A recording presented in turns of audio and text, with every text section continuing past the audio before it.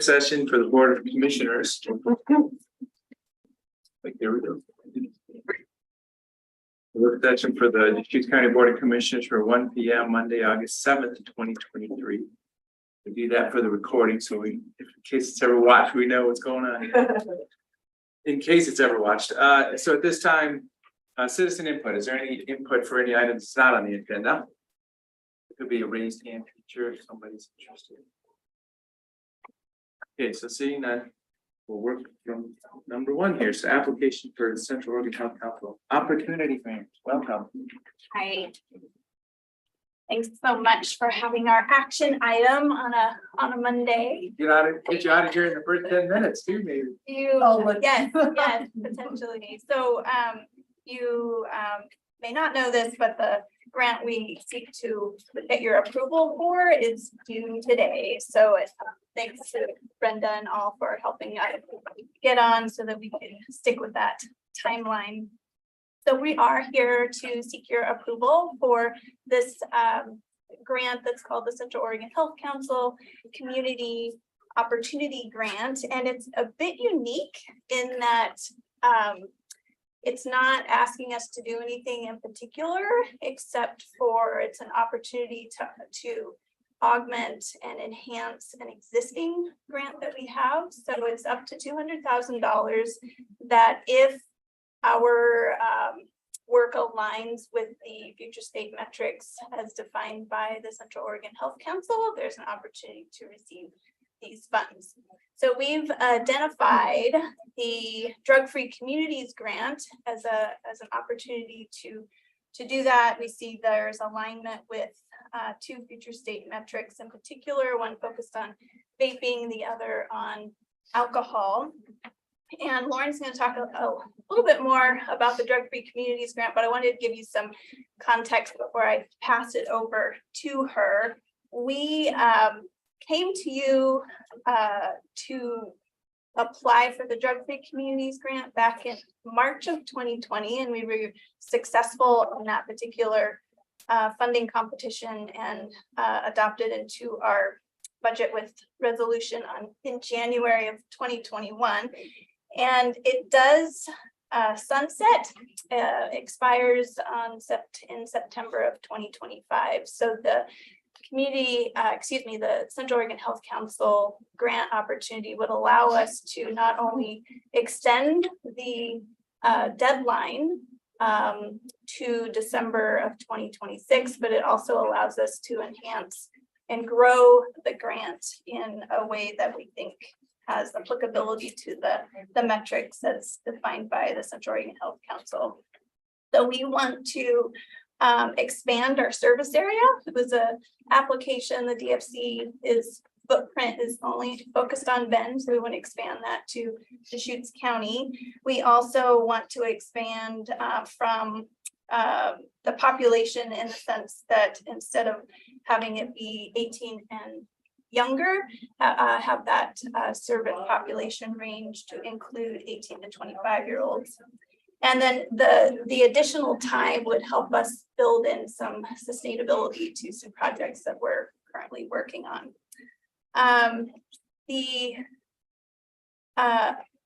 One of the important things I think to note is that the Central Oregon Health Council funds do not allow for indirect dollars. So our department would, at that time, it would be fiscal year 26 and 27, we would look for resources within our operating budget to address that shortfall, which may include an FTE reduction depending on the scenario at that time. It's hard to predict that far in Or a general fund to ask, but yeah. Well, we actually specifically were directed not that this would not be a general fund to ask. Yep. So yeah, so we'll look to do that.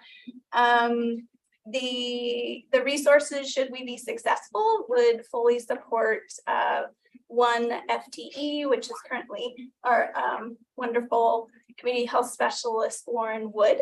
And her position is currently identified as a limited duration ending September of 2025. So it would extend the position should we be awarded to December of 2026. So I think we really wanted to highlight some of the accomplishments that the Drug Free Communities Grant has achieved. It was really fun for me to look back when we came to you and identified what we would do with the resources, and to see the growth and the what we've been able to accomplish is really rewarding. But I did want to highlight a really wonderful work and accomplishment that Lauren has made just recently. We were the coalition that's associated with this work, the Shared Future Coalition, and Lauren were acknowledged, identified as one of the top coalitions in the nation for addressing vaping, as well as working to engage youth in substance misuse prevention, and to be highlighted as one of the top 10. You know, there are 700 coalitions across the nation.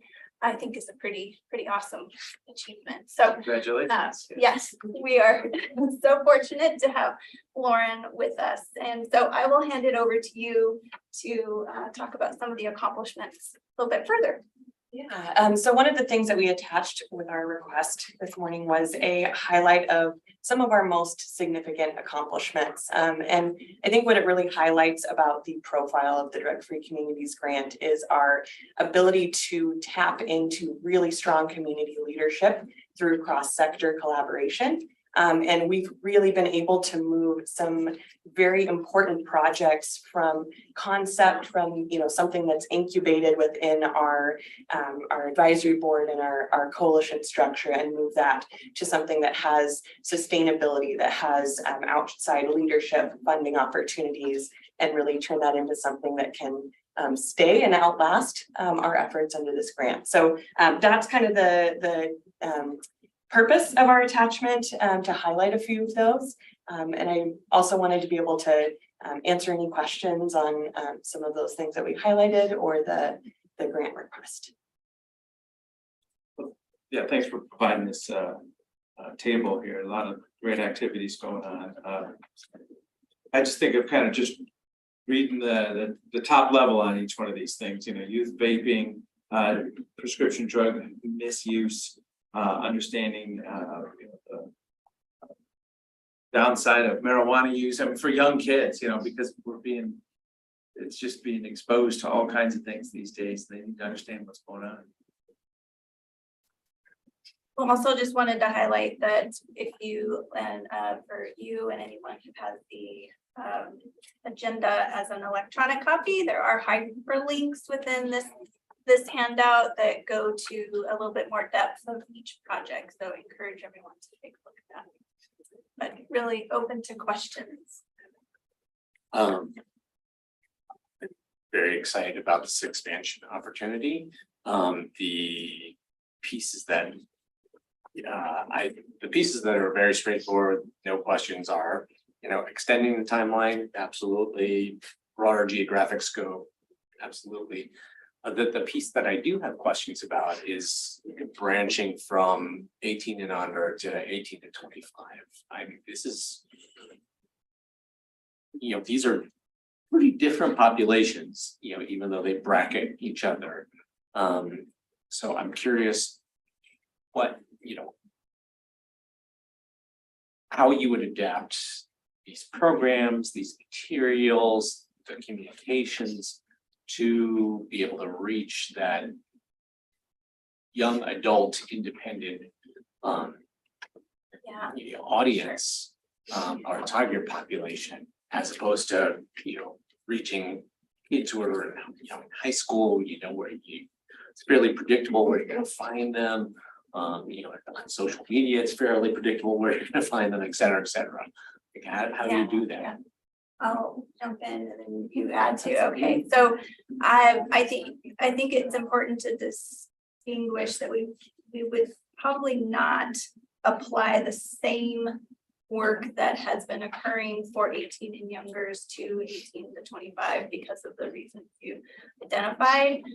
There's some work happening through the Oregon Health Authority around focus on alcohol in particular that we were thinking we could collaborate with. That there's a project called Rethink the Drinks, that's very alcohol focused and would help us more easily jump into this 18 to 25 without a lot of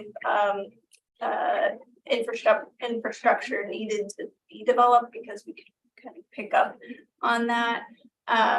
And so in my mind, it's looking at that kind of what's already developed that we can tap into versus developing something new while maintaining some of the things that we're currently doing that are very focused on 18 million.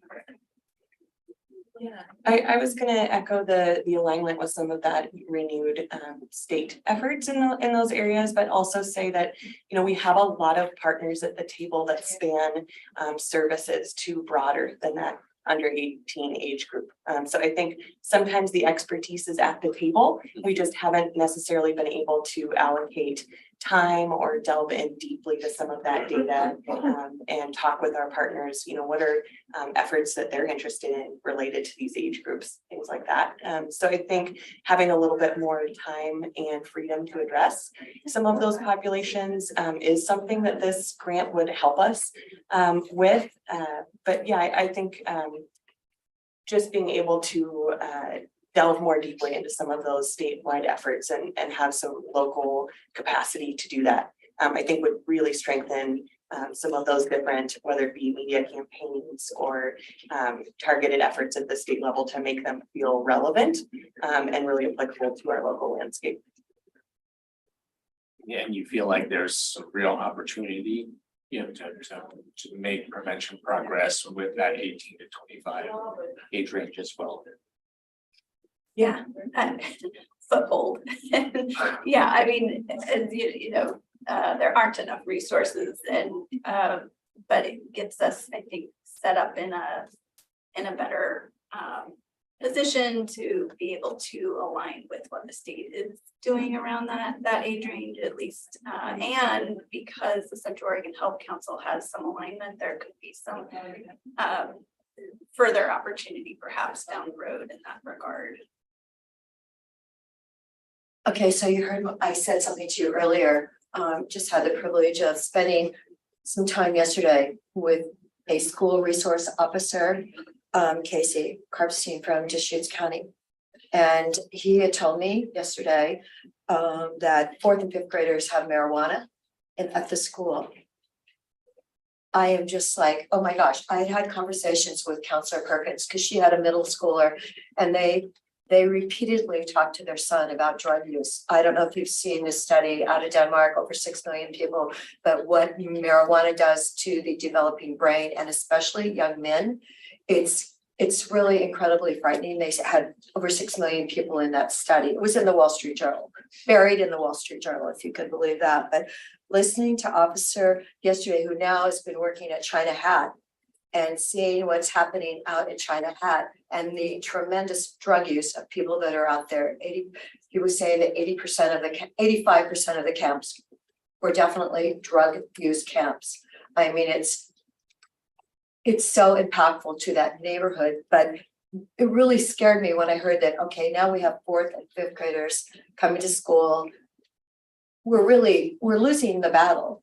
It seems like it's going down. And, and now I know we've got the 18 to 25-year-old range, because that brain is still the developing brain is still impacted by marijuana, the psychosis and things for some people that can develop, that we've seen in just talking to people in our jail. They've seen some people that have come through, and it's hard to diagnose, but it's critically a problem. And so I'm just wondering what it is different that you guys are going to be able to do that is actually going to stop this trend going. It seems like it's going lower and lower in our schools. It's, if it's down to 4th grade. Megan and I were worried about middle school. Yeah, I would say, quite a few of our projects have really positioned us to be a resource to schools of what are they seeing?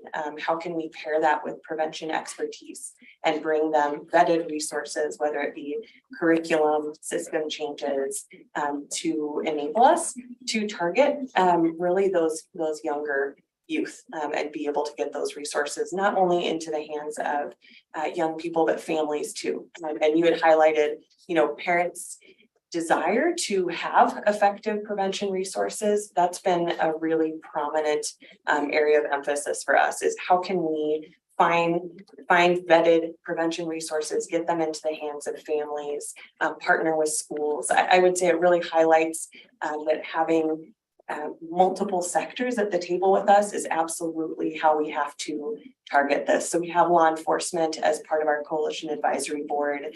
We have education leaders at the table. We have parents, we have youth. And I think that a solution is really going to have to be comprehensive in nature. It has to be cross-sector. It has to be local. But are you working now in the elementary schools? I mean, do you guys have a target for the elementary schools? I mean, today? So I would say, so Lauren's footprint and the Drug-Free Communities Grant does not target elementary schools. I mean, Our Healthy Schools work does, and the work there is some synergistic work. So is it enough? No, but there are some efforts occurring. So Upshift is only in middle and high school, and but that profile is something that elementary schools could certainly adopt, but with some modification. That program really is focused on that age range. As was identified earlier, it's really important to have efforts that are age appropriate, and so you're highlighting an important piece that we need to be doing better at. well, it was interesting. KPMG had a great program last week. Heather Roberts interviewed an OSU professor who did an analysis between students in college and not. And apparently the kids in college recognized the fact that they couldn't be getting stoned. And there was a big difference for that study. So it was good that it was on, but seeing that we've got it in our elementary schools now, I just feel like we've got to make a shift. Just a couple of thoughts as well. Our Connect parent workshops would be an excellent place for parents to go to get more of that kind of skills and awareness. And that hyperlink on that handout is more information about that workshop. And I wanted to share that our 2022 data, as we've it's just been released. We're trying to get the raw data, and we're eager to share some of the trends once we have a better handle on what that looks like. So I do think that will give us some opportunity to look at the data and make some alignment to our prioritizations. Okay, so Jessica, you're saying Connect Parents? Connect parent Workshops, okay, so that's something that's out there. Second column. Yes. Okay, well, I just want to repeat it so that people watching can know where they need to go, because I feel that a lot of parents probably aren't aware that, the problem is expanding. And it's really important, I think, to just kind of to re-emphasize that each of these efforts that public health is involved in, you do a really good job of evaluation and providing evidence of the effectiveness of the intervention or the program, the treatment. What we can learn from that is, maybe we are not reaching enough people yet, but the people who are being reached are being positively affected, and the goals of the prevention programs are being accomplished. And if we know that we're doing the right thing, we're just not reaching young enough or broad enough yet, then the answer is to expand the program, which is exactly what you brought us a proposal to do, so. Thank you. Is there a motion? Yeah, I'll move to approve the Public Health Division staff to apply for this Central Oregon Health Council Opportunity Grant. Almost like, just for 200,000 then? Or that's what you're asking for? We'll ask for the full amount of 200,000. Is there any other discussion? Good night, Commissioner Chang, Yes. Commissioner Dare, Yes. Chair votes yes. Thank you very much. Thank you so much. And I just wanted to, so it's sharedfuturecoalition.org is where you can get more information on the Connect Parent Workshop. Again, that's sharedfuturecoalition.org. That's a partnership between Deschutes County and Shared Future Coalition. Thank you. Great, Thank you. Thank you. Thanks, Lori. Thanks, Jessica. Next item update from Terrebonne Sanitary District. Welcome.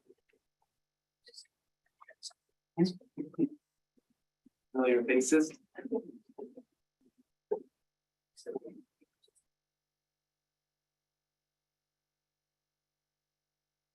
Is Chris Doty gonna be involved with this? else. Hey, I tried That's fine. That's fine. Okay. I'm gonna sit over here. That's fine. Hi there, I am Kristen Yurden. I'm one of the board members for the Terrebonne Sanitary District. This is Mariah Patel. She's also one of the board members. I believe you all know Nancy Blankenship, Linda Swearingen, and Chris Doty. So thank you so much for your time today. We're really looking forward to giving you an update on the progress we've made with the district. I also want to acknowledge that the work of both Linda and Nancy to this project has been invaluable, and we really appreciate all the work that they've done up to date. So thank you for that. So as far as the sanitary district goes, we had our first board meeting in July. And at that meeting, we nominated and elected our president, Tim Brown, and our secretary, Dan Singleton. We also voted and approved to apply for the DEQ Clean Water State Revolving Fund. And we wanted to apply for the amount of approximately $5.25 million. $2 million of that will be forgivable. And the reason why we wanted to apply for this loan at this point is there's a deadline for an August 11th, 2023 review of applications. Otherwise, the next review application round will be in December of 2023. So the application is not an agreement to the loan, it's just starting the process to determine our eligibility and how to start getting funds for this project. This process we've learned with this Clean Water State Revolving Fund can take anywhere from 6 months to 5 years. So we thought we needed to really get on board with this and get things moving. There needs to be an environmental review with this loan, and that is the time-consuming part apparently, and will be at least 6 months. We foresee this being less than a year, but we can't guarantee that from once we apply. So that's why we wanted to make this August deadline. Once the review is done, it's good for 5 years. So that's a good thing. And then the other thing about the loan is that repayment doesn't begin until 1 year after project completion. Additional loans and funding that we're looking at include the water wastewater fund that would be through Business Oregon in the amount of $500,000, and $200,000 of that loan would be forgivable. We can't move forward on this until we have more like concrete contact information for the district. For example, a PO box, a phone number, a TIN number, which we don't have as a president. How many board meetings have you had? One or a couple now? Well, we've had like official board meeting where you have the actual election of the president. That was our July 1st one, or July 17th one. We'll have another one August. So one board meeting so far. Well, but we've had a meeting every month for the last, Okay. what, 3 years? So that's And we good did to understand though. And so we did have that one-stop shop, and that's how we have these opportunities for the loan programs. And these were the two that were the most, basically gave us the most value. Like they had the best loan rates, they gave the most forgivable amounts in loans that were forgivable. So we still are having a small issue even with these two loans, is that even with the forgivable amount, we're still going to have a problem making it affordable for the community. We are looking at additional programs, and one of the programs that I've been working, or that we've been working on, is the DEQ on-site financial aid program, and that's being put through COIC.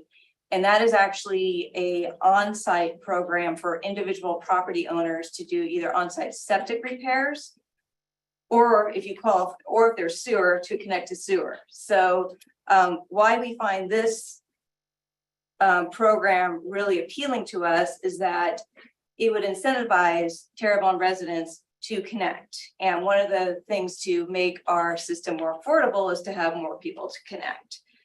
This program is rolling out on September 1st for the first round of applications.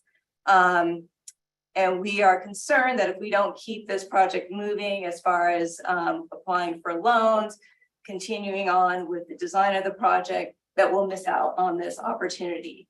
That doesn't mean that the residents won't be eligible for this opportunity. It just means that the money is not going to go towards hooking up to sewer. It's going to go towards repairing their system, which would be a deterrent to hooking up for sewer if we are, delaying this process.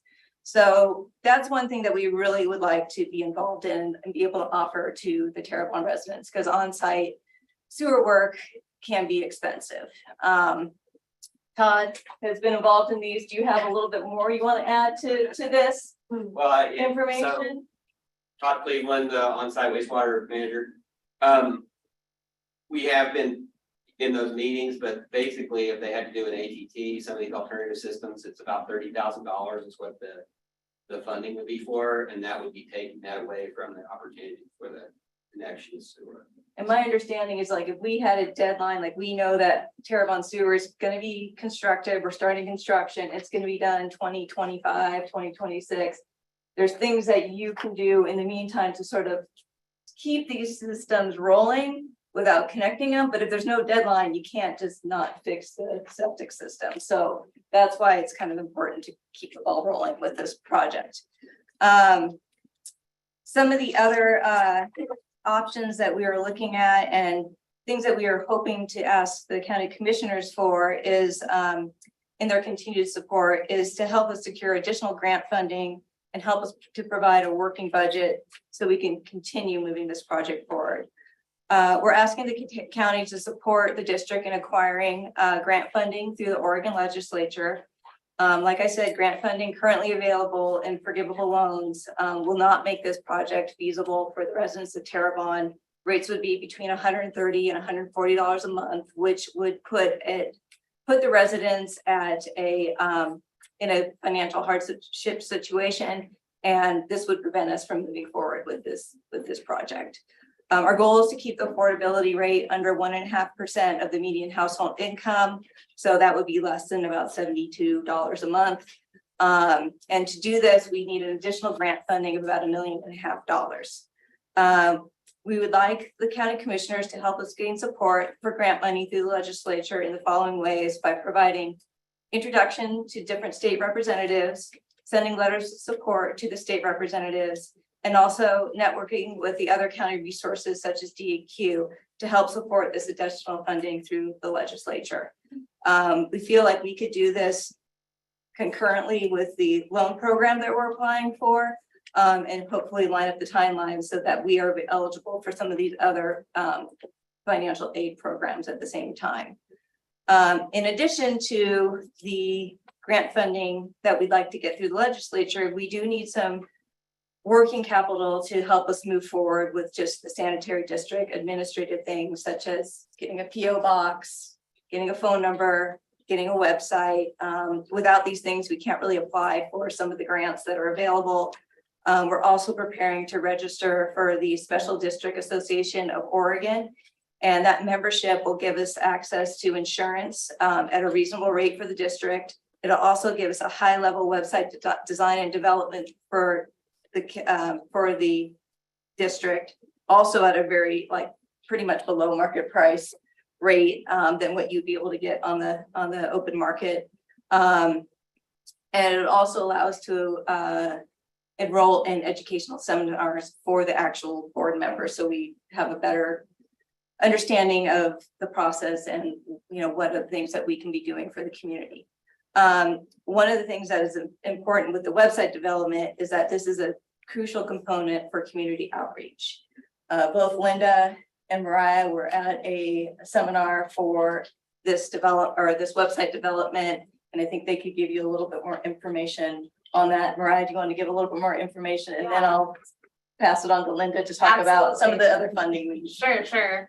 So, the company is called Streamline, and what they do, they have like some key points here is they help us design a website that's going to be compliant with state and federal laws, make it accessible for ADA. Everything is kind of like you go through a checklist, so there's not a lot that you can do wrong on the website.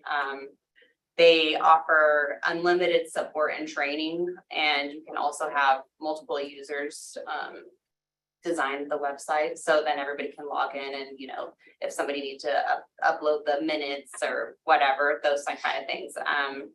And it's $120 a month for us and a $500 initial setup fee. Yeah, I was very impressed with the company that runs this. They have geared this website just for special districts. And I mean, it can do everything from handle your day-to-day activities to routing emails and dealing with compliance issues. In fact, it's a lot more sophisticated than we need right now today. But the good news is they set us up today within 2 weeks of signing the contract. They'll have us up and running.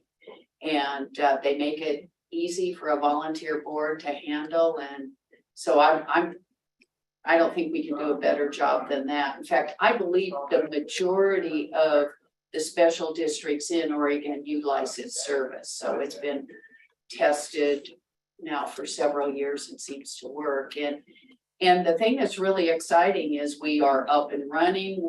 We've got a very active board, like I mentioned before, of all the special district boards I've ever worked with. This is the best group of people to run this, or business people, as well as Dan Singleton is unfortunately our only individual who is a resident of our small little district. Everybody else either owns property or is just outside of Terrebonne, for example, like Mariah. She's really a Terrebonne resident, but not within our boundary. And they're all very actively working and just need some support to get us to the point where we have the funding necessary to really pull the trigger. The other thing that's interesting, and this is one of the things I'm working on, is if you are able to obtain additional EDUs, people that are agreeing to hook up to the system, you don't need as much grant funding and loan funding. So while we're in this process, we're doing two things. We've already had several people, even our opponents, have contacted us about annexing into the district and hooking up. So, you know, we knew that would happen, but you've got to take care of the basics. And that's one of the reasons why we brought Nancy on board, to keep the group legal and getting everything ready for these applications to be submitted. And then once we're awarded, you know, financing, then we can go ahead with it. So fortunately, it's our annual budget for our side of it to keep them going for a year and get everything legal and moving forward is $70,000. The other thing that we really feel that we need to ask for is $120,000 for parametrics, so we can take the engineering to the next level. And one of the things that we have to do is, as we have a list of people that want to annex in, they're going to have to make some revisions in the right way to getting it ready to go. So we're excited about all the folks that want to be hooked up, and we're fielding calls now every week on, I want to be included in this, and how can I not have to pay $30,000 to have my system brought up to speed while I'm waiting to hook up. So that's really good news. So Nancy, do you want to talk about what you're doing? Kind of like a lot of what I was doing before and what they are doing over here. Just the nuts and bolts of the meeting, prepping all the records to have on file for permanent records. Gonna use the county archive, we're gonna pay to put our records in the county archive so that we'll have our bases covered for the future.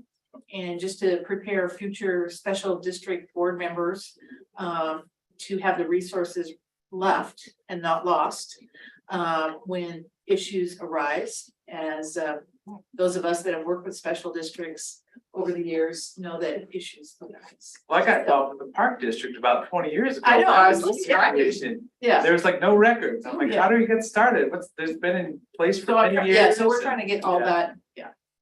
So Good.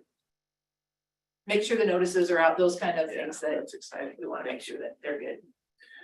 Well, it's exciting to hear you're very businesslike at this point in time, understanding, I think of it as a big spreadsheet, right? There's the capital cost, the long-term cost, the daily, the website cost, getting it all in that spreadsheet, and all of a sudden you start to see what really needs to happen here down the line. If I can jump in, to Linda's point, I believe on the 23rd of this month, we'll be meeting and talking about allocation of some remaining ARPA funds. Part of that will be a request of the $70,000 amount for kind of setting up the district, and then the $120,000 amount as well to finish that engineering and get it shovel ready. So that will be coming to you as a part of that request at the end of the month. Second, You just wrapped it right up for you there. We're meeting with the city of Redmond now on a monthly basis to finalize the intergovernmental agreement that kind of locks in the county's $1 million pledge towards capacity in the Redmond wetlands complex for Terrebonne. And so, that really focuses on Terrebonne as that single-use customer, how the sewage is processed, how, the feeds are assessed based on the strength, coming from the community, so on and so forth. So a lot of technical details, but again, that $1 million pledge that was made, and at the time a funding source wasn't identified. That IGA will be coming forth here, probably within 3 or 4 months, between the city, the county, and then the district as well. That really kind of, puts a bow on preserving that as the treatment commitment for the sanitary district, and basically pumping everything to the city system. So I remember when we were doing this, that no one would give us an answer on how much money you were actually allowed to apply for. And you're telling us now that it's like 5.25 million and then $500,000. It's basically 5.74. I can't remember exactly. It's about 5.75 million, almost 5.8 that we're applying Okay. for. So we could apply for that, but as with the loan repayments, it's too much without additional grant money for us to move forward with the project. Even though we've applied, we haven't signed a loan, but with the hopes that we can talk you guys into helping us with getting some more funding from the Oregon legislature and at least securing that portion while we're going through this other process with the environmental review and so forth. So How many more million do you think you need then? about $1.5 million. 1.5 million more? Now, that could change for the better if Yes. we're able Mhm. to work with developers that are willing to say, I've got this property, I've got it secured, and I'm ready to go once you're ready to go. And then all of a sudden, that's a game changer. For Yes. example, if the gentleman was able to expand the mobile home park or build a new one there, that would add some additional EDUs that we hadn't anticipated. And so we're working both ends of it. Mhm. The more we annex in, the fewer dollars we need. The more dollars we receive over on grant funding as well, The less loan money. the less loan money we have to take, because it doesn't make sense to, pull the trigger if in fact people aren't gonna be able you know, to For the- hook to up, hook so. up. Right, yeah. So, You can't, you you know, have to be the 150 or 140, yeah, that's. Yeah, how It's it works. not, it's not Kind of- reasonable. we so. want to work both ends, but if the economy was where it was at 2 years ago. We probably already have it all taken care of, but with the economy kind of building down, that's hampered our efforts a little bit. Now, the good news, and I've mentioned this to all of you, that's probably going to be the godsend for the community in the end, because we'll be able to secure some affordable housing, workforce housing sooner because of this. If we weren't in this, I don't want to call it a recession yet, but things have Challenging times. challenging times. Because we know what would happen, people would sell their property to the highest bidder. And so if we can continue to work out some things along the way, we'll probably be able to pick up some affordable housing that we would not have gotten before, because they'd be putting very expensive homes in Terrebonne. So were you guys ever able to reduce that $66,000 average family income that Terrebonne has been marked with, that? Oh, you mean for like qualifying for like a different like Right. community box? The problem with that is that the way that they do it is they do a community survey. So and the past, so at the Business Oregon, we talked with them about doing this. And the problem with doing that is if people don't respond, a no response means you make more than median household income. So if you get a very low number of responders, it's going to look like your median household income is higher than that. And that's been the problem with small communities. And even if you look at the census, the median household community or income is, I think it's what is it, 60,000 plus or minus $30,000. And that's because there's such a low, so many people are not participating in that census. And I think we'd have the same problem if we tried to do that as well. And it costs about anywhere from $5,000 to $9,000 to perform that study. Okay, because And then you'd be precluded from other grants if if you're doing this as well. So okay. that was kind of, we were hoping to do that as well, but then we realized that was kind of shooting ourselves in the foot at that point. So. Great. I think which legislative districts, state legislative districts is Terrebonne in at this point? I know Breeze Iverson is one of our reps. So, and I did send her opposite email, but I haven't heard back. So I feel like we need some bigger, In which state senator, in Findlay or? I think so. It's Finley, and then it's actually Laura Chavez Duremer, I believe, because I had asked her office to look into it, because I thought it was like a federal problem that Phil Knight's income had gone in, and that's what it distorted it. Yeah. Because it's only for the small district that they're looking at. I know it seems like it, but and it's actually still almost 15% lower than the rest of the county, or 10% lower than the rest of the county, and 15% than the. Well, it was like 66,000 or something outrageous when I was looking at it a couple of years ago, because they were telling me, well, no, you're not gonna qualify for anything through the Department of Ag or something like that. Yes, Yeah. you're correct. And in your one-stop shop. They- that's what they you heard confirm from that. USDA rural development, that the income was. Too high. Too high. And we'd be prudent not to do the income study because we probably would not find anything much different. And a lot of times, I think Frankville did this and it came back higher. So, because they didn't have enough people like participating. And so they assumed the no participation is, I make more than that. Which is probably not the case. It's probably the opposite, but So you're both on the board yes. and there's 5 or 4 right now? You're It's fine. It's fine. We had a write-in vote. Yeah. Or Dan Singleton received 5, I Oh, believe, good, 5 yeah, write-in see? votes, and he did not know that they had done that. His neighbors did that, Yep. and Man. we love the guy. Great. He Yeah, is great. wonderful, Lisa. He's our This secretary. man, we're so Yeah. glad that they did that, because he's a wonderful addition to the board. And another example of every vote counts. That is so Exactly. true. Robert Wallace was longtime mayor of Dufur, who kept getting the He never ran. He did a great job. Yeah. Um. Yeah, just knowing that this $190,000 request is in the pipeline. I did want to share while you're here and with my fellow commissioners. 2 weeks ago, I did coffee with a commissioner in Tumalo, and a number of people who are connected with the wastewater district effort there attended the coffee with the commissioner.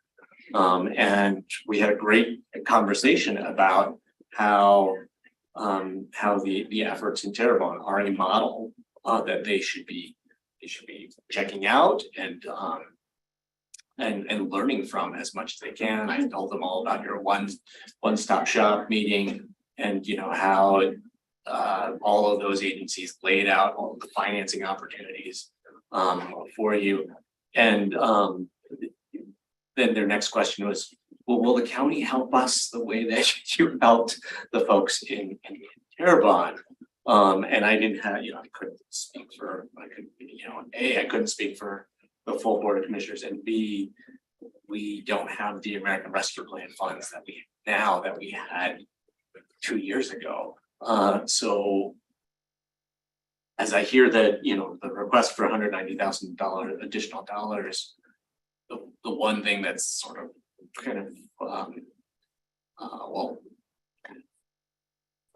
planting my feet really heavily on the ground is, what we do for Terrebonne, I believe we should be willing to do for Tumalo as well. And so that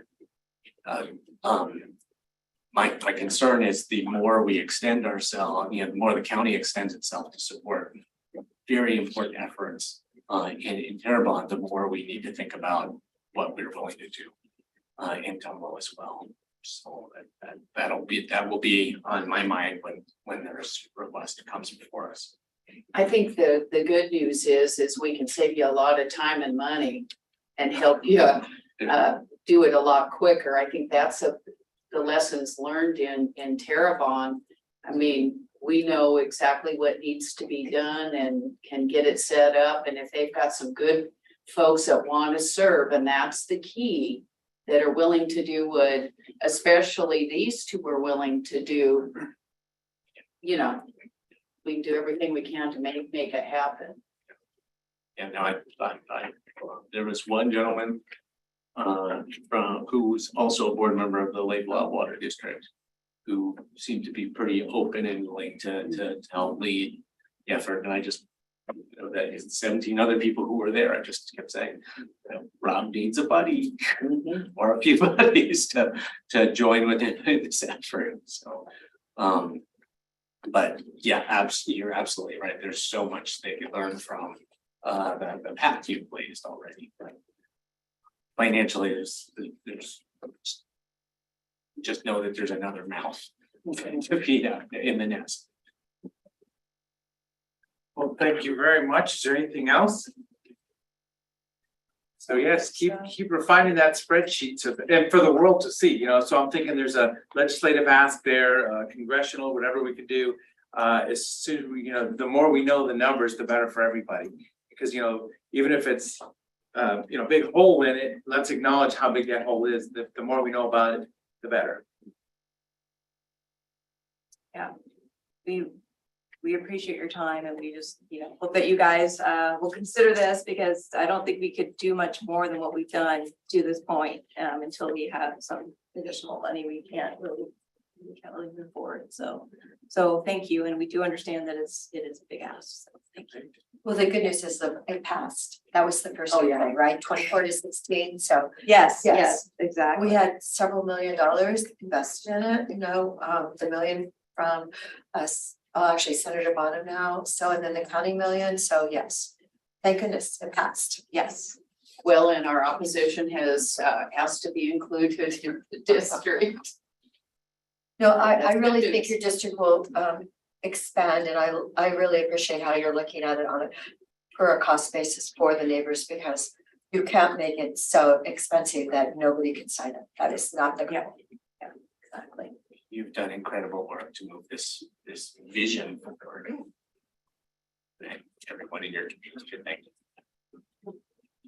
Thank you, because without your help, we wouldn't even be sitting here. Yeah, true. Okay, Thank you. have a great day. You too. Next item, vacation of a portion of Shiloh Road. The work session on the matter to learn about it. Yes. Good afternoon, everyone. For the record, Cody Smith, County Engineer, Deschutes County Road Department. So board, at your Wednesday meeting this week, will be asking you to open a public hearing in response to a petition that the road department received for vacation of a portion of Scheibel Road. I believe that the road officials report is in your agenda packet there. There's a map on page 2 of that. So from the map that you see on this page, Old Bend Redmond Highway is just a little ways to the east. Scheibel Road connects to Old Bend Redmond Highway. The area in red there is the area proposed for vacation. As you can see on the map there, Scheibel Road there's a Y intersection across the subject property there in that right of way, and there's basically 2 alignments of Scheibel Road, one that goes to the north, one that goes to the south. The subject portion for vacation is this area to the south. With this proposed vacation, the chief petitioners, who the owner, the Gates, the owners of tax lot 1800 there, kind of center of the page, have also proposed dedication of a new right-of-way that actually captures the as constructed alignment of that north alignment there. That's in that black hatching that you see on the page there. So that actual road exists there, but it doesn't coincide with the right-of-way that was dedicated. The reason this is going to, and some more background on the right-of-way here. So that the right-of-way was dedicated by dedication deed in 1994. The Gates, who are the chief petitioners in this matter, are actually one of several grantors for this right-of-way for the entirety of Scheibel Road. So they dedicated this in 1994. Here they are now requesting vacation of this right-of-way. It's not exactly clear to road department staff why this right-of-way was dedicated in 1994. We haven't found any associated land use action that this was tied to, but nonetheless, here it is. The reason this is going to a public hearing is because there was not consent from all of the abutting property owners to this right of way for the vacation petition. John O'Leary, the owner of tax lot 100 there immediately to the south, was not a petitioner in this matter. He has, prior to us actually receiving the petition, Mr. O'Leary expressed some opposition to this proposed vacation to road department staff. Since the notice for the hearing's gone out, Mr. O'Leary, his attorney, has not actually provided us any written comments to explicitly spell out their opposition, but the general sense we've gotten to, and we expect they'll be providing testimony, but the general sense that we've gotten to date is Mr. O'Leary is presently, his property's on the market. He believes that there's some development potential here from a potential buyer, and that development potential may include access via this alignment of Scheibel Road. Meanwhile, this tax lot has frontage on Old Bend Redmond Highway and has an existing approved access to Old Bend Redmond Highway. We would anticipate the development aspiration for this property would probably be a partition. Road department staff, we've expressed to Mr. O'Leary and his attorney that if that were the case and any new parcels were accessed by Scheibel Road, development of Scheibel Road as a public road effectively to access those parcels is going to be extremely problematic. For one reason, the amount of existing private improvements that exist within that right of way and the proximity to the Gates residence there, that there's going to be some, we would foresee some significant aversion to development of Scheibel Road as a full-fledged public access road. With our report here that we're submitting to the board, the road department is recommending that the vacation is in the public interest, simply just because of the fact that the road is not generally is not substantially used by the general public. It's basically just used to provide access to tax lots 1800 and 1901 here that you see on the map. And because of those encumbrances on the right of way with the tax lot 100 and its septic system exists within that right of way. Its reserve field exists within that right of way. There's outbuildings and other things. So with that, we're recommending it's in the public interest, although I'll note I'm not strongly advocating for this vacation. That's just, that's the recommendation the board, the road department's going to give the board in this matter. A little bit of awkwardness here in the schedule. So we provided notice in accordance with the notice requirements in state law that the hearing would be held on August 9th. So those were sent out weeks ago. In the last week or so, both the chief petitioners as well as the O'Leary, the opposing party, have both contacted the road department and indicated that they aren't going to be able to attend the hearing on the 9th. So as a result of that, what my plan is to open the hearing the day after tomorrow at your Wednesday meeting, and then immediately ask the board to continue the hearing to the following Wednesday. And then the following Wednesday, I'll get my presentation. The petitioners and the opposition will be in attendance to provide their testimony. So when we do that, would we ask for testimony at that time, or just acknowledge that no testimony is being taken, even though we opened up a public hearing? You could open it up for anyone who's present. Yeah, so if somebody wants to testify, so we just say it like that. Correct. That's fine, just to make sure it flows well. The one thing, and Kim, maybe you could speak to this, is what my intent would be is to not really give my full-fledged presentation yeah. that Wednesday, to I was wait thinking if till somebody everyone shows else is up. in the room. Yeah.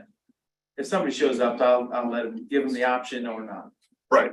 So yeah, so I'll introduce the matter very briefly, but basically we're postponing the hearing till the following Wednesday without actually postponing it. Yeah, so that's at least for today, that's all I had to share on this matter. If there's any questions.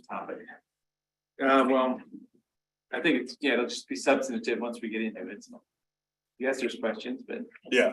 Oh, and then lastly, you know, when we finally do close the public hearing, my intention is to ask the board to deliberate on the matter. I'm not going to be presenting an order to complete the proceedings, either approving the vacation or denying it until a later date. If the board is inclined to approve the vacation, we're tying it to the dedication of this new right of way as well. So we haven't received that dedication. A little bit of a chicken before the egg thing. The Gates haven't yet executed that dedication deed because they want to know if the vacation order is going to. so it's going to help if we give some direction to it, if there's clarity. Right. So the intent would be if the board was inclined to approve this, that word would be given the Gates would execute this dedication deed and then present both of those to the board at the same time for approval. So. Okay. Thoughts? No, I don't think so. Thank you. Okay, thank you. Very, you have 2 R's in it. Very, VARRYING. I'll go back to my office and ask my spell check. Yeah. Yeah, ask him, will you? I know, I was looking at it going, Very deep. Okay, item number 4, Mountain View petition to incorporate. Good afternoon, commissioners. Okay, I did bring a printout, just the larger size of the maps that are in the packet, in case you're interested. So I can pass out. So good afternoon, commissioners. For the record, Nicole Mardell, I'm a senior planner with Deschutes County Community Development. And today I'm here to seek board direction on setting the date, time, and time limits on testimony for a petition to incorporate public hearing. So before beginning this conversation, I just wanted to stress the importance that this petition to incorporate a new city is being processed as a land use decision. Therefore, we need to ensure that the board does not enter deliberations at any time.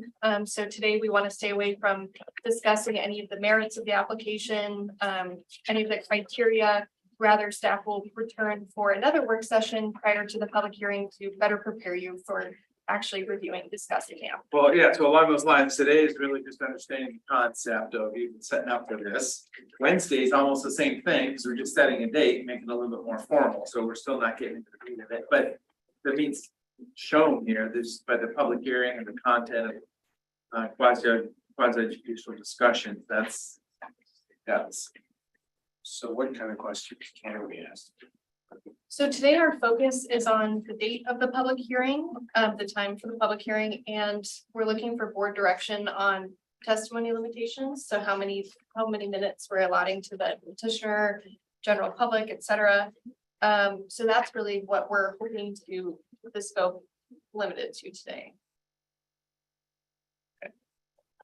It's pretty limited. Okay. Yes, and again, we'll return in the future for more discussion. But generally, just to set the table, so the city of Mountain View, as shown on the maps here, is proposed to be located east of the city of Bend near Milliken and is approximately 265 square miles or so in size. So the petitioner, Dr. Andrew Austin, who's seated behind me here, has submitted the petition, and through ORS 221, the county governing board is required to hold a public hearing to determine whether or not this item should move forward to placement on the next election ballot for registered voters in that proposed boundary to vote on. So staff, in coordination with the applicant, have identified a preferred hearing date of September 20th with a start time of 9 a.m. And we are proposing to implement the testimony time limits that we typically have for quasi judicial hearings. So that would be 30 minutes for the petitioner's argument, 10 for agencies, 3 for public comment, and 10 for petitioner rebuttal. So with that, again, I know that this is a pretty narrow question that we're asking from you today.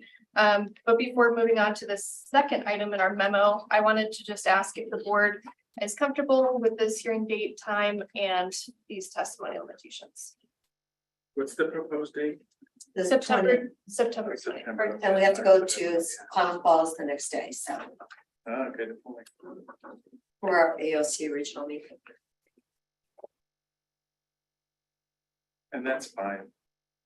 The regular Wednesday meeting. Should be fine. Here's a fan lunch, I think, on that day also. Work around that. There's also that afternoon, there the Ready Board is doing a sort of a retreat thing. Which is in the afternoon, Yeah. which, so this wouldn't necessarily conflict with that, it would just be, Just unless it becomes a real busy day. yeah, if we're packing the agenda full that day, then it would make it less likely I could get to the Ready retreat. That day will work. Excellent. Great, so then staff will move forward. We'll come back with an order on Wednesday, just formally initiating the hearing process. We'll be sending out notice of public hearing and posting this in the bulletin, so we'll proceed with including the information that was agreed upon today in that. The second question that was in our memo for today, we are seeking board direction on recovering some of the costs associated with noticing for this application.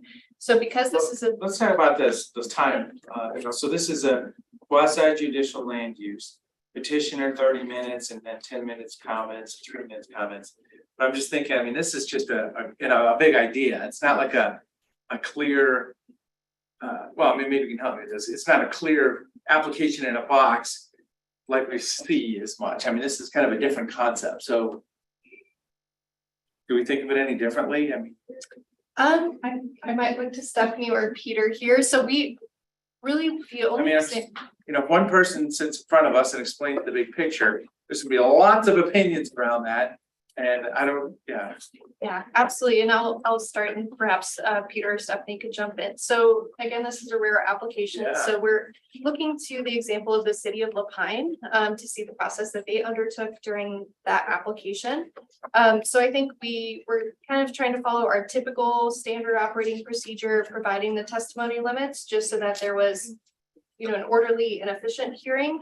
But if the board decided that you wanted to expand the petitioner's argument to greater length of time, less length of time, same with agency or public comment, it's within your authority. well, my thought process. Maybe two different public hearings. I don't know if they'd be separate public hearings or extended. because what we've already seen, when somebody hears about it, they just go all these different directions. And once we lay it out, then okay, this is what we're talking about. This is the land use. This is how you really apply. So after we have one public hearing, I think it'll be interesting to see who else really wants to respond after that. So I don't know, maybe that's just leaving the written record or whatever.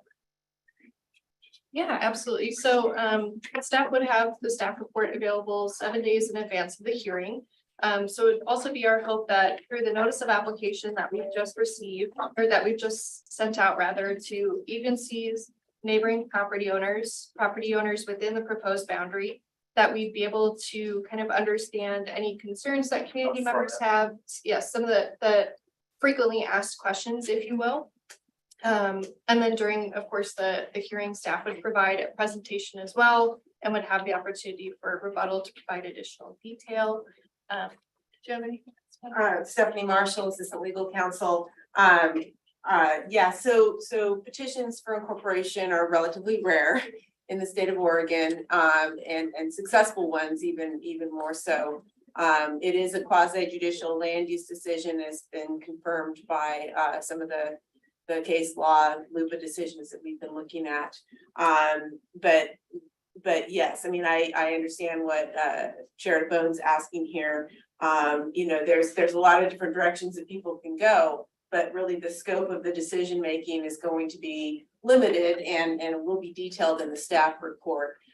You know, among other things showing, you know, but I kind of don't really want to get into the outside scope here. So I'm gonna just stop what I'm saying and. So then maybe, just, yeah, as I say, we're not deliberatory, it's just the process right now, but, so when we say quasi judicial land use action for a board of commissioners, what does that mean? Because really, it You're the gets to a vote of judge. people. Yeah, if I may, Peter Gutowski, Community Development Director. So you're reviewing this as a land use decision. So there will be, we're not going to get into this right now, but there is a rigorous set of criteria as determined in state law and in case law that staff has to evaluate based on the petitioner's submittal.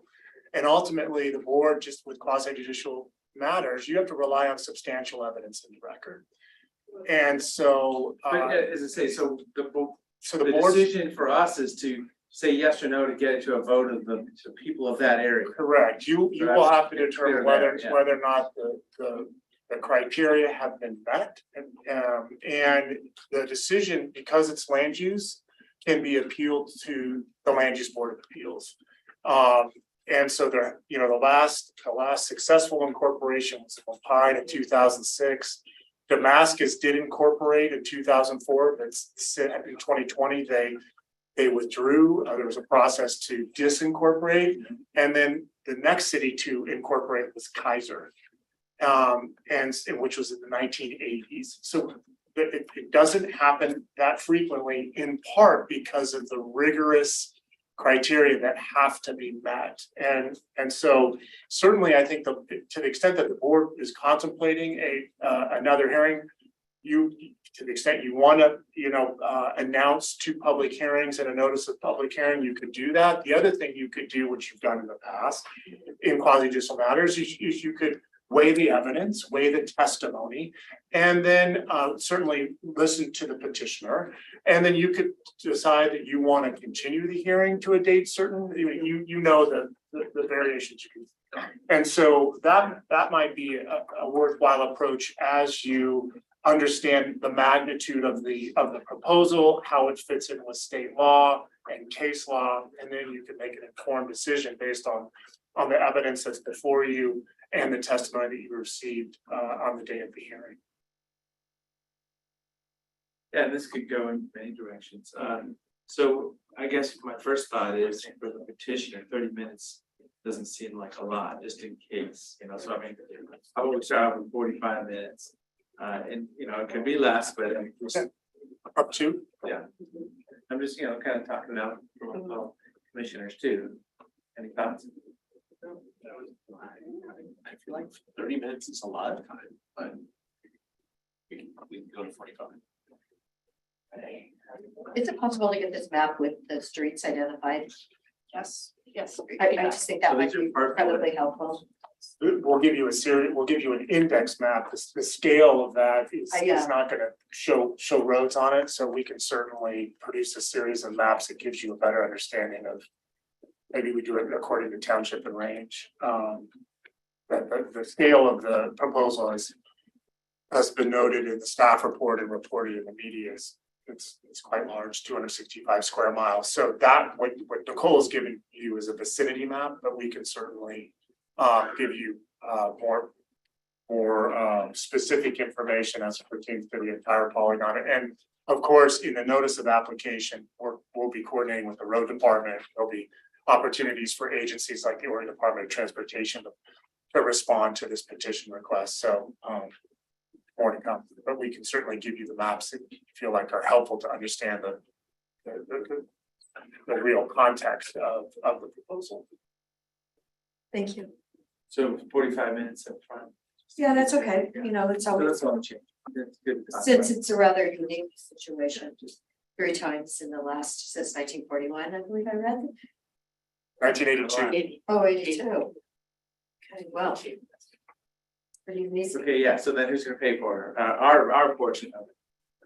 Yes, so the second item, and Peter can certainly add to this, so because this is such a unique, rare application, CDD does not have this type of application or fee schedule, and there aren't any fees necessarily described in the statutory language that regulate this process. So staff was seeking board direction on 2 options for covering the cost of notice of application, notice of public hearing, and posting to the bulletin, as statute requires 2 postings in the bulletin. So either CDD could absorb these costs. We are absorbing the cost of staff time of reviewing the petition to incorporate, or the board could choose to utilize general fund dollars or other funds to reimburse the department for the cost of mailing and publishing.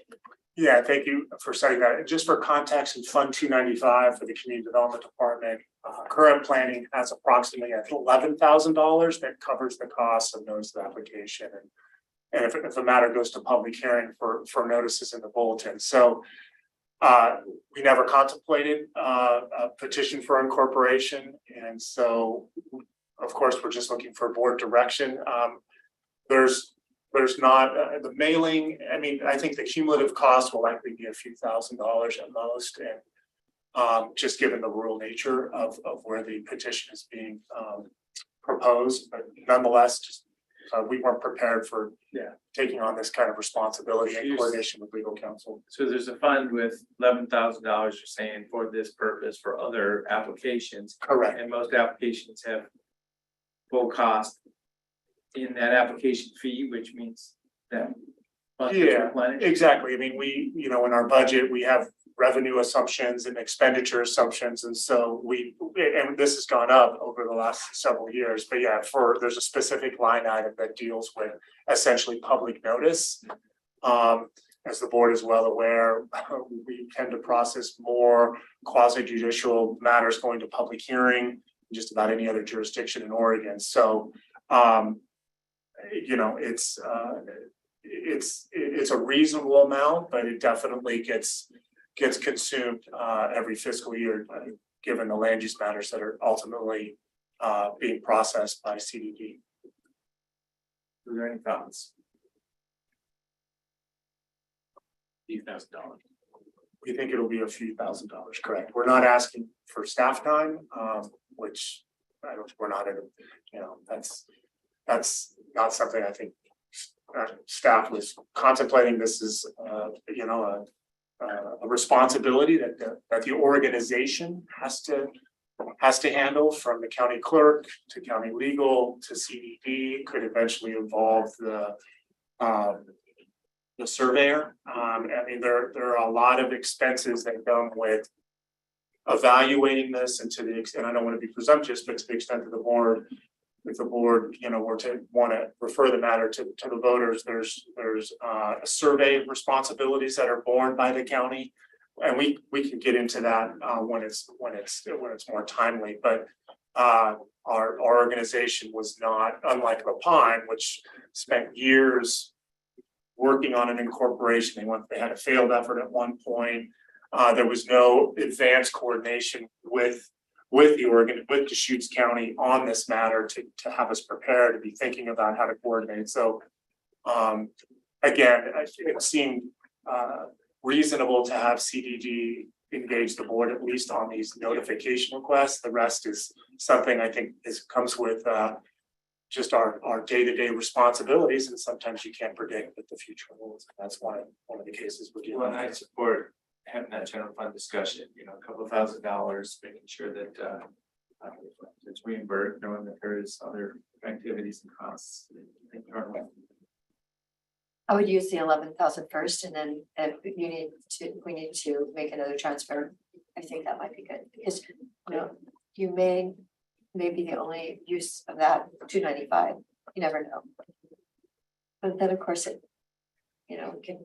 Well, it sounds like 295 used regularly. 295 is the broader Yes. the budget for CDD. There's a specific line item. I didn't write down the number, but that pertains to, we can do one or both. We're happy to monitor our budget, of course, which we do regularly on a daily, weekly, monthly basis. So we can have that conversation too, if it makes sense, just to see how our budget unfolds over the course of this fiscal year. And this may be one of those items where a reimbursement request seems warranted, or maybe it doesn't. No, I would definitely Keep track, want right? to reimburse you if you go into the deficit. Okay. Yeah, Great. of course. So yeah, Thank you. keep track. We don't want you to worry about that, Peter. There are far other things to worry about than a few Yes. $1,000s, but every little bit helps. Thank you. Yeah. Can I just ask, going back to the agenda planning conference, just as we set the agenda, 10 minutes per agency, and you mentioned you're sending this out to 20 to 25 agencies. Does that sound about right? Can you just get? Oh, it could be there all day. Well, I was just gonna say, can you maybe get an estimate of which agencies plan to participate, and then maybe their estimated time, just for, so in our agenda planning conference, we can plan accordingly for this. Great suggestion. Yeah, I mean, because if we fill up before our block, that's a half a day before. Yeah, and well said. There's state and federal agencies, service districts, and so we'll do what we can. I mean, we may find that most, if not all, are offering testimony as part of the notice of application and notice of public hearing, but we can certainly follow up, and then allow admin to coordinate with the board on an appropriate. Well, that'd time. be good. Yeah, so for agency comments, please let us know if you're coming to talk to us in person, or if you're gonna provide written comment, because. We could have to confirm, Yep. to Nicole, and then we can, because it is a difficult hearing to estimate. There's the rural population that lives in this area, and then there's I can't remember the exact count, but there's a number of tax lots that are out that exist in this area, and I suspect that many of the tax lot owners don't live in Deschutes County, so you'll be getting a combination of residents that live in the area versus property owners that may have strong opinions about what it means to incorporate that live throughout the state, throughout the country, for that matter. So it's a very unique process, for sure. Yes, people are calling and they're wondering if they're included in this map, so that's why I just would love to have that application.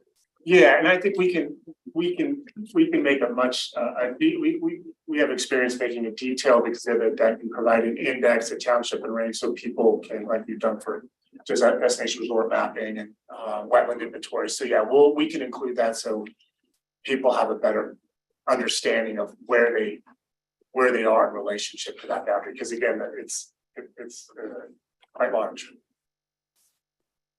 A great suggestion, Commissioner. Thank you for that. Well, I could answer a couple people's questions. Anything else? So just summarizing, we'll return on Wednesday with an order initiating the public hearing. So the minor change of 45 minutes for the petitioner's arguments, and then 10 minutes for agency, 3 minutes for public comment, 10 minutes for rebuttal. And it does sound like we'll have the hearing on September 20th at 9 a.m. And if there was a desire to continue that hearing, you could choose to do so on that date. So thank you very much, commissioners. Thank you, Nicole. It's nice to see you.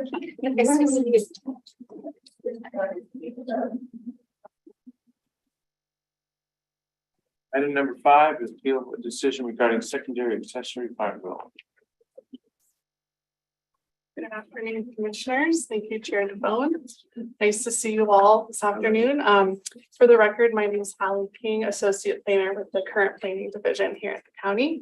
And again, as you mentioned, the item we're here to discuss is a work session to prepare for a public hearing scheduled for this Wednesday, August 9th.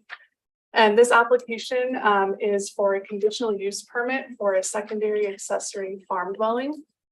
And to remind the board how we got here, the board voted on July 12th at their meeting to accept hearing an appeal application. This application was a decision was issued by a hearings officer on June 14th, which was a denial of the subject application. The property owner submitted a timely appeal, focusing on the one issue that the hearings officer denied it on, which is Deschutes County Code 18-116-070, which relates to manufactured home placement standards. And again, to remind the board on the consideration to hear, the board agreed to hear the appeal limited de novo, which again means that new evidence and testimony is going to be limited to the narrow issue area of 18-116-070 and the manufactured home standard. And so we're here today to, this work session again is to understand how we can best prepare the board for the hearing, answer any questions, get any feedback on any specific issues the board would like to hear about during the hearing on Wednesday. And I do also want to highlight that obviously Wednesday I know is a busy hearings day. And so if the board wanted to think about setting any time limits, for 30 minutes for the appellant, 10 minutes for any agencies, typically 3 minutes for the public, and then a 10-minute rebuttal. Just something to think about. Again, I don't expect there'll be a large turnout for this, excluding the appellant, but just something to think about if the board wanted to set those now or wait till the hearing. So let's say I set it to those standard times. Okay. Let's say there may be some engaged parties, but probably not a lot of people. Yeah, okay, so do the standard time limits, okay. Great. And so, yeah, just with that, that kind of concludes my brief overview, but again, wanted to open it up to the board for any questions or anything you guys want us to prepare for Wednesday. So my only thought is, how it would affect other applications, the precedents, because over time, maybe 10, 20, 30, 40 years ago, it kind of meant something different to be Class A manufactured home opposed to this square footage, and the world's a little bit different place. So, we'll get through this, but that's what I think about when I hear this, what does it really mean for other applications? Because that's what we'd be doing, setting precedents and reviewing this. Yeah, no, that's great feedback. And just to give just to zoom out for a minute, this specific property is in the MUA 10 zone, which is the only zone where this specific land use category exists as a conditional use permit. We do see an accessory dwelling and relative farm help dwelling in the EFU zone, but those are obviously subject to a completely different set of standards that takes into account farm income, relationship to property owners and farm operators. And then obviously MUA 10 is not subject to the same statutory regulations as the EFU zone. So just a little bit of context, RR10, this use category does not exist in the code or in like our unincorporated communities or our urban reserve areas around the cities. So again, it's the secondary accessory farm dwelling is specific to the MUA 10 zone. Any other questions? So this will be, is there, trying to understand kind of the eligibility for these secondary accessory farm dwellings.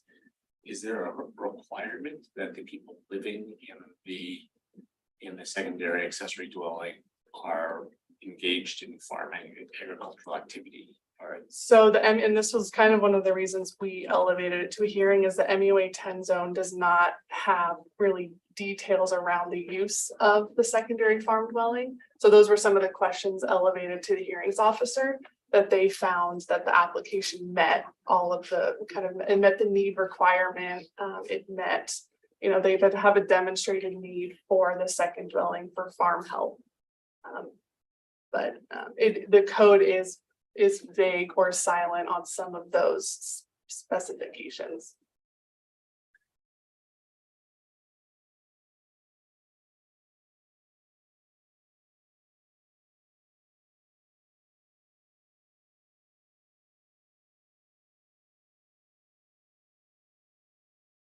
The other things I'm starting to wonder about is how a situation like this might or might not intersect with opportunities for rural ADUs eventually. I mean, is this a property that when we finish the rural ADU rules would be eligible for a rural ADU? And if so, would a manufactured home of these dimensions be eligible, you know, as a rural ADU, in which case, is it possible for these folks to just wait for that process to play out and then bring this in as a rural ADU application? Yeah, no, that's a great question. I could touch on that, and I'm sure the appellant will as well, but the zoning of this property and their lot size would certainly meet the draft state regulations, Senate Bill 391. But due to the manufactured home is over 900 square feet, which is, I think it's about 1,700, the class A that they're proposing. So on that fact alone, I don't, you know, obviously it would be over that size limitation. Are the two buildings more than 100 feet apart? They are also, yes. Okay. Yeah, And they're both on the ground now. correct. Yep. Yeah.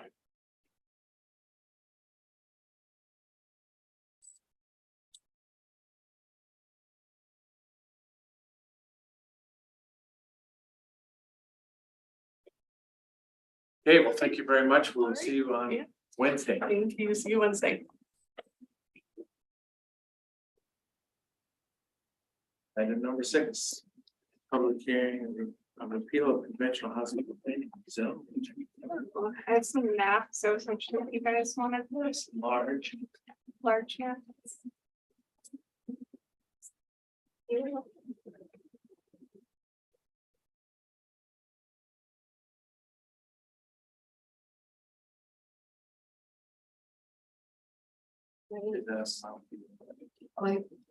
Not yours? I know, there's 2 different ones. Good afternoon, commissioners. For the record, Rachel Vickers. I'm an associate planner with the Community Development Department.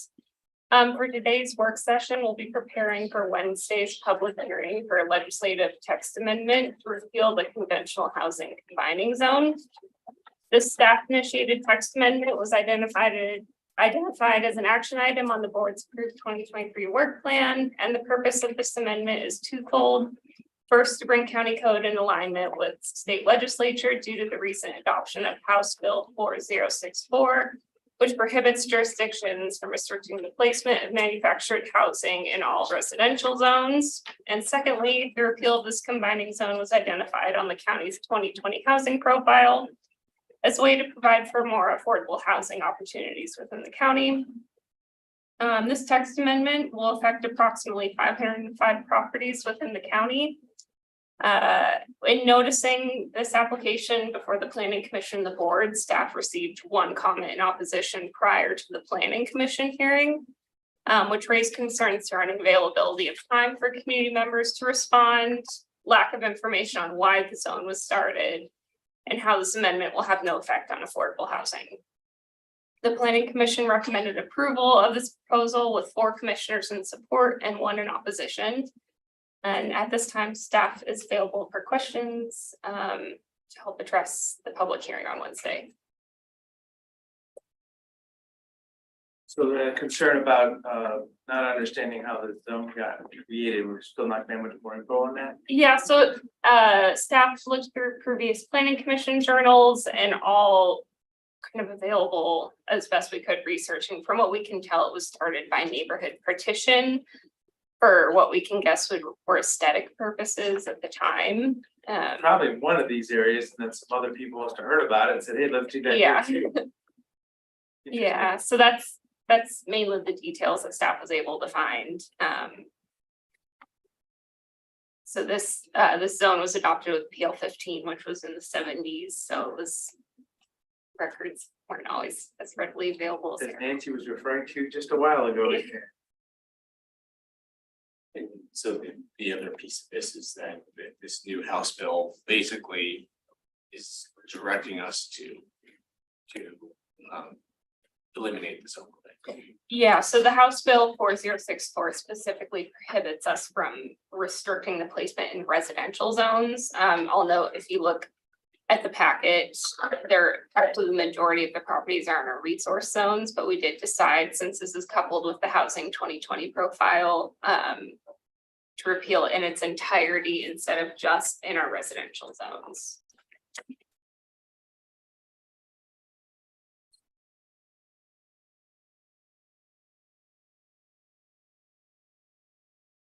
Yeah, so I don't have any other questions. Just writing it over here. So this will, so in these current combining zones, this will not result in allowing people to put more dwellings. It will Correct. just eliminate a restriction on certain kinds of dwellings. Correct. So like, let's say someone has an undeveloped EFU parcel, it's not going to change that they'll need a conditional use permit, or someone has an MUA 10 parcel that already has a dwelling, it's not going to change how many dwellings are approved.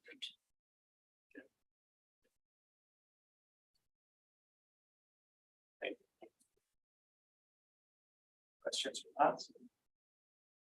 No, so this has been effective since 22. Correct. So it's good that we're getting it up today.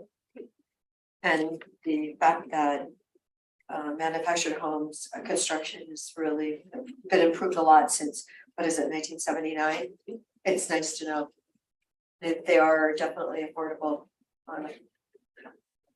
So, and we only have 505 properties. Approximately. Yeah, and not all of those have dwellings or are eligible outright for dwellings.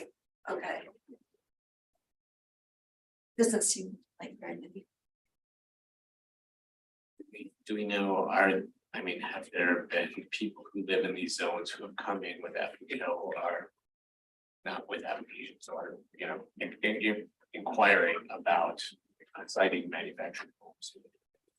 These parcels been rejected or turned away. So I've only been at the county for about 1.5 years. But since I've been working at the counter, I haven't come across that because they are fairly small areas in our county. Bill Groves, your planning manager. I've only been here for 18.5 years. And occasionally, I think it's mostly people who are looking to buy a property, and at least the counter encounters that I've had, they wanted to buy the property, they had a manufactured home in mind. We told them, can't have it here. So, maybe 1 or 2 a year, but I don't know, how many other people would consider that type of development, especially now that there's more options. Yeah, I think we're all set. All right. Thank you so much. Wednesday. Yeah. Okay, this time other items. What have we been up to in the last week? We had a fair. Yeah, go ahead, Nick, if you have other.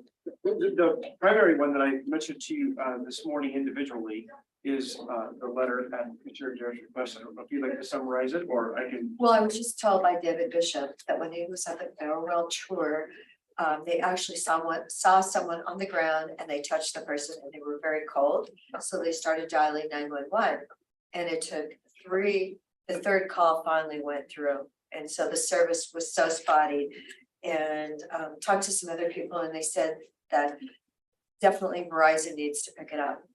So I know they could add capacity, and thought it was appropriate that we send a letter to them, being aware. Oh, you want me up here? Why not? Sorry. It's running down the hall. In the little bit of time that I spent at the Farewell Festival, this was definitely a problem. I have also experienced other events or places where they used mobile cell towers as an answering. the big eclipse a few years ago being, a notable example. But I am not sure whether Verizon will see it as their responsibility to provide these towers for a large mass gathering that we organized. Or whether I believe there's even it may even be third parties who provide these kinds of mobile cell towers. In which case it'll, I could see it coming down to a matter of who's gonna pay. If we want to do the Farewell Festival again, if we, want to have fairs on the scale that we're having them, we definitely want there to be adequate cell coverage, but I'm not sure if that doesn't mean that we're going to have to be the ones who pay for the mobile cell towers. So I guess I would just ask that we rephrase this last paragraph to kind of ask Verizon to kind of partner with us in figuring out how to provide this enhanced service during times of large gatherings, rather than kind of saying that it's their job to do it. Well, actually, I heard that AT&T was doing a much better job and that they were bringing in extra towers or something. So I don't know, what kind of service when you were at the fair did you guys have? I didn't have any issues while I was there, but I think would be interested in learning more about ways that this problem is mitigated elsewhere, because I think to Commissioner Chang's point, while I didn't experience it over the weekend, I think we've all experienced it when we're in a place with a lot of people. And No, I didn't have Verizon service for like about 5 days. All my calls were, no, this was before the fair. It was a nightmare, and I saw that it was actually quite a wide range. It wasn't just in Oregon, it wasn't just here. I had people in Washington State that were having problems, but my Verizon phones were shutting down constantly. And I kept thinking, well, this is just really strange, but something clearly is going on with the network. It went on for about 5 days. yeah, I think we were able to get this draft in front of Sergeant Garrity and Jeff Hines, and Nathan had a good suggestion on a local contact that's assigned to us regionally. So I'm also hopeful that getting it to the right person might help us in kind of doing more exploration on a potential solution. So I was able to send it to our state wireless interoperability coordinator, William Chapman. So remember, I'm involved with the SIEC, Interoperability Executive Council. And interoperability is the concept when things aren't going well, how do you talk to the people you talk to? So we just got an email back for some contacts for T-Mobile and Verizon. And I'd support changing the bottom of the letter just a little bit. How can we partner and notify each other for either added capacity in short term or added capacity long term? So we'll figure out what words we want to use there. But yeah, it's a good concept. We should definitely share, make relationships. During disasters, they truly do drive out mobile trucks real fast. I think there's a note just now, I checked my email, it said, there's 30-day notification for some of these companies, just let them know you have a big event, or roll something out there. They'll probably use it as an advertising opportunity. So there could be fun too. It doesn't have to be negative. It could be fun. Well, it wasn't fun when my service didn't work for Well, about 5 days. I'm talking about a I mean, this pre-planned was large a couple event. of weeks ago. Yeah. This was way before the farewell. Pre-planned large event is what I'm referring to. Yeah. I mean, and standing right in the middle of the farewell. Yeah, you were there. And not having any coverage is, I was a little worried about that. And not for myself necessarily, but there were a whole lot of people who, could have been like keeled over from heat exhaustion or whatever at any minute. So. Well, and there's examples like this around the country, when there's a really big event, like Super Bowls or those things, where there's 50,000 people in stands, probably another 50,000 people, vendors and people all around. So this isn't the first time, it's just the first time we've done it to ourselves. Right. Yeah, and then just the question of, who pays for that? Yeah. I mean, during a disaster, that's, nobody planned that, nobody's responsible for making it happen, but, a festival, we deliberately, planned that and offered that event, so I'm guessing it's our responsibility to pony up for some enhanced service, but. Actually, Be good to research.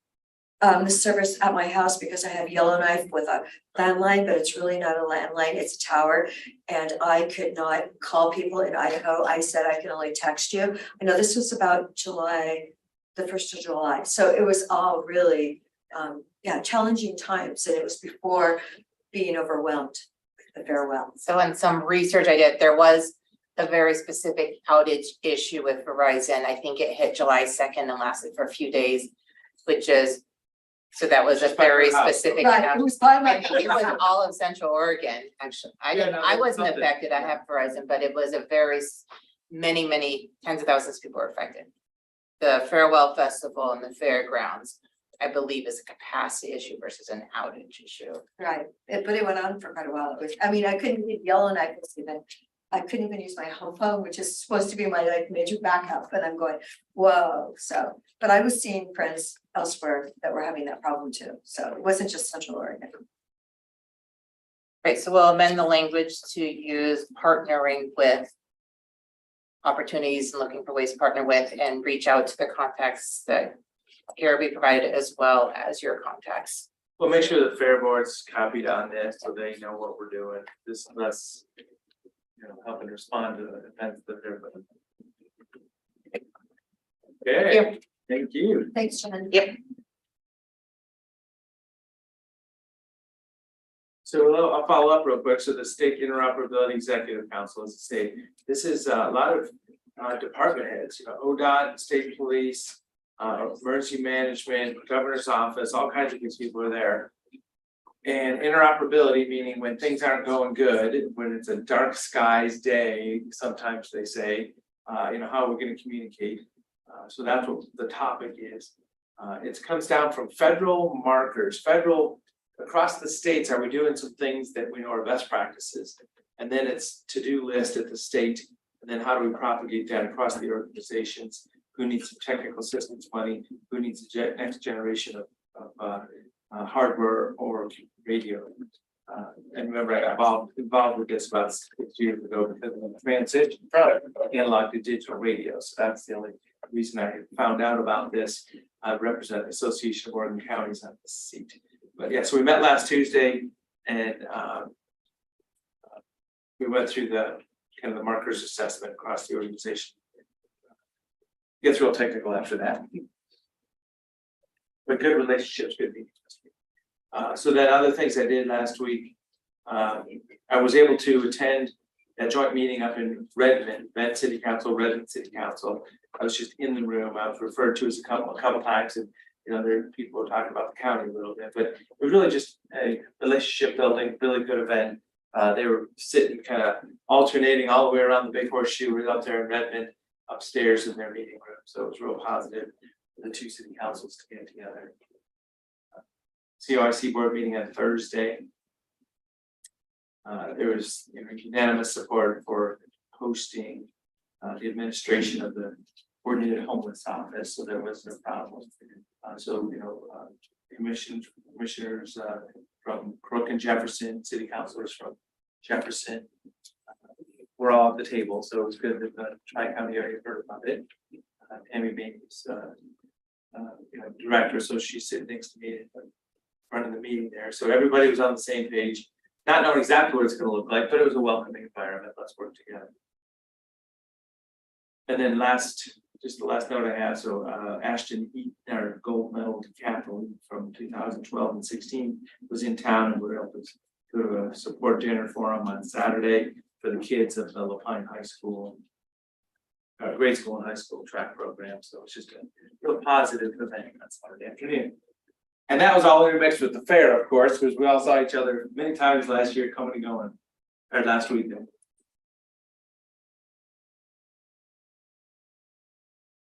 Okay. So I did just hear from Jeff, and he said the fair is grossing at the moment for the 4-H 1.4 million plus the add-ons. So that number will probably take a while to come out with, but I would really like in the future to allow those 4-Hers and FFA kids whose animals did not meet the minimum weight to be allowed their add-ons. Currently, those kids can't get their add-ons, and I just feel that that is so unfortunate because they have hundreds of dollars invested in their animals, in the feed. And when they have to sell it for a lot less, they clearly sometimes are really not covering their costs. So that add-on should, you know, if we can work with someone and make that happen next year, that would make me feel a lot better. It's probably a 4-H decision. Well, it's, yeah, it's somebody out there. Yeah, somebody out there doesn't. Somebody out there somewhere. Right, in the 4-H group doesn't want to allow the add-ons to be distributed and. But I don't support getting near that. But guess We as what? commissioners. Well, I get just think involved it's in really politics. important. Did you see what happened? The 4-H horse show went from 80 to 40 and now they're up to 61 this year. But they really had no publicity for their kids. And how do you get more kids into a program? And when you saw how hard the kids in the auction worked, these are as the sheriff's office said, these are not the kids that are gonna be in the backseat of a police car. These kids they have responsibility, they've got to be there on time. They're just really great kids, and I just feel like. Support programs. Yeah, but I mean, when you lose, okay, maybe that's the real cruel world, you're losing a lot of money on your animal when you can't make weight. And it's, I think that's a bit unfortunate. So anyway, and then last week, every day I was talking to the governor's office on housing. And we do have a meeting this Friday morning with Mayor Fitch and Mayor Keebler on Zoom with the governor. So hopefully we can pull something together. And I know Christie's doing some things. I know the administration is doing some things, working on, we've got to have a couple of managed camps. You know, from my little tour yesterday on China Hat and knowing the enormous negative impact for all that neighborhood. And we've got to do something. And then, of course, we've got a couple other locations where we need to have managed camps with rules, security, so that they feel safe moving there, but we can actually help the community. So I got a little information for you. I was able to communicate with House Friends of Oregon. I called Mary Cal McCurdy, who's vice chair or deputy director, I guess, director. And left a message for Sam Diaz also, he's the director. Spoke to Mary Kyle for about a half hour and explained the situation here, the fact that, a managed camp may be something that we support and we're really asking. And the answer is, we've determined that that's not allowed in our state land use system. People are to be put into cities, obviously, not on resource land.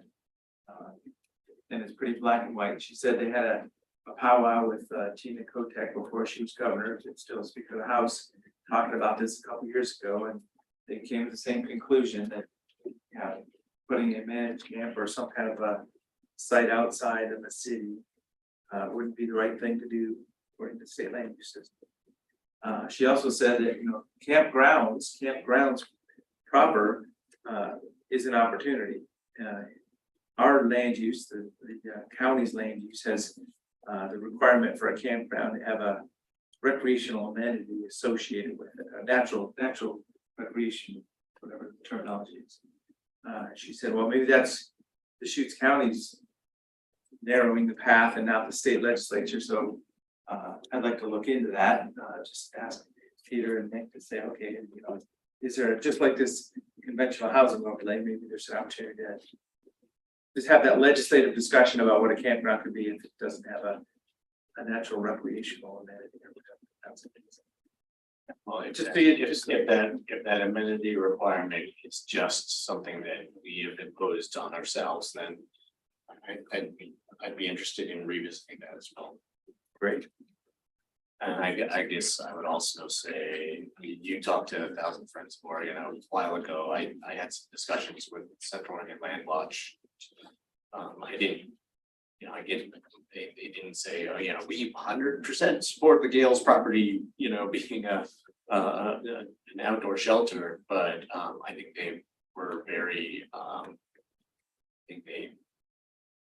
understanding of the need and potential benefits of that kind of a land use on that site. So, just because staff and friends said they didn't support it, doesn't mean that all land use advocates think the same. Well, I'm just, giving her information, because we talked to the governor with the other mayors, this would be interesting. We might be kind of dialing in on this, what's the go, no go here? What can we do? What can we do? I think it's going to be equally important to. If we want the governor to support something happening on the Gales property. I think it's gonna be equally important to demonstrate that what our level of commitment is to making something happen beyond just talking about the land use. What resources will we contribute to making that a reality? But I think it's kind of push and pull on this. It's like, okay, well, we'll give you land if you commit to doing something. Well, we're gonna commit to do something if you give us the land, so. I don't know who's leading on that one. It's our county, we represent the people. It's Are not. we waiting for the governor to give us an okay? It's Governor not. won't give us an okay unless we pull the checkbook out. Leadership I don't know is how that not, works. leadership is not one directional, and it's also can be very iterative. Right? We started with a broad ask. She started with a broad response and a bunch of questions. We've answered some of those questions. She can say, I want to hear more about your response to that question. And we can come back with, more details and. Yeah, well, And it can, so we I can, guess we can home in on something with the governor's office. well. When you said what are we willing to bring to the table? It feels like you're representing the governor's office to say that. And the mayor did that to me last week too. She's like, well, what are you gonna bring to the table? Referring to Melanie.